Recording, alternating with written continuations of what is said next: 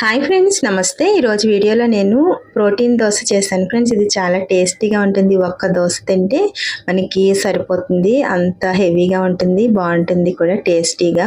Morning breakfast కోసం అయితే నేను ఇది చేశాను. ఈవినింగ్ డిన్నర్గా కూడా చేసుకోవచ్చు. ఇది ఎలా చేసుకోవాలంటే, నేను ఇక్కడ 2 కప్పుల వరకు పెసల్ని రాత్రే నానబెట్టుకున్నాను. ఒక పావు కప్పు వరకు రైస్ వేసుకున్నాను.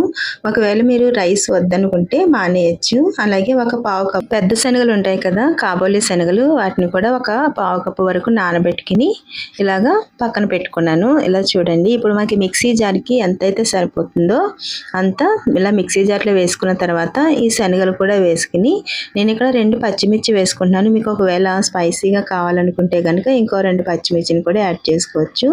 1 స్పూన్ వరకు జీలకర్ర, 2 ఇంచుల వరకు అల్లం కూడా వేసుకుని దీంట్లో సరిపడినన్ని వాటర్ వేసుకోవాలి.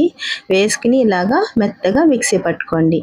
ఉన్న మిగతా అంతా కూడా ఇలాగే మిక్సీ పట్టుకున్న తర్వాత చూడండి, రైస్ వేసుకోవడం వల్ల దోశలు మనకి క్రిస్పీగా వస్తాయి. అందుకని చెప్పి నేను రైస్ వేసుకున్నాను. ఇందులో సరిపడినంత సాల్ట్, అలాగే కొంచెం ఇంగువ వేసుకుంటే మనకి డైజెషన్ ప్రాబ్లం అనేది లేకుండా ఉంటుంది. ఇలా వేసుకున్న తర్వాత ఒకసారి దీన్ని ఇలాగా మంచిగా కలుపుకోండి. ఇదంతా ఇలా కలిపిన తర్వాత దీన్ని ఒక 10 నిమిషాలు పక్కన పెట్టుకుంటే మళ్ళీ మనం దోశలు వేసేసుకోవచ్చు. ఇలా మూత పెట్టుకుని పక్కన పెట్టుకుని ఇప్పుడు మనం చట్నీ చేసుకోవచ్చు.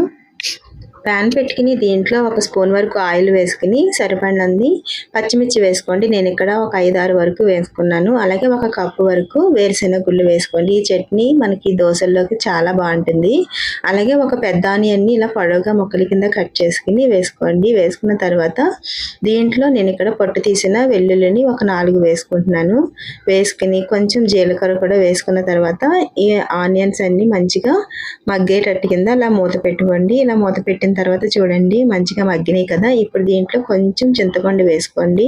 అలాగే కొంచెం కొత్తిమీర, సరిపడినంత సాల్ట్ వేసుకుని మరలా ఒకసారి దీన్ని ఇలాగా కలుపుకోవాలి. కలిపిన తర్వాత చూసారా, మంచిగా మగ్గింది కదా. ఇప్పుడు దీన్ని మనము మిక్సీలో వేసుకుని చల్లారిన తర్వాత ఇలా మిక్సీ పట్టాను ఫ్రెండ్స్. మిక్సీ పట్టిన తర్వాత దీంట్లో మనము మినపప్పు, ఆవాలు, జీలకర్ర, పచ్చెనపప్పు, కరివేపాకు, అలాగే ఎండుమిర్చి వేసుకుని 1 స్పూన్ ఆయిల్ ఇలా తాలింపు చేసుకుంటే టేస్టీగా ఉండే చట్నీ రెడీ అయిపోతుంది.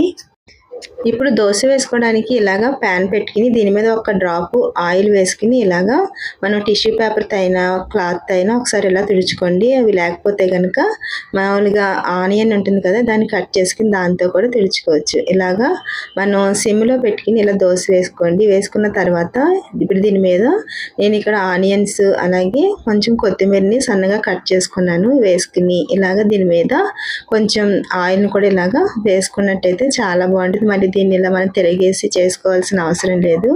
దోశ మంచిగా కాలుతుంది. చూసారు కదా ఫ్రెండ్స్, మీకు నచ్చినట్లయితే ప్లీజ్ లైక్ చేయండి, షేర్ చేయండి. అలాగే మీకు ఫస్ట్ టైం చూస్తున్నట్లయితే సబ్స్క్రైబ్ చేసుకోండి.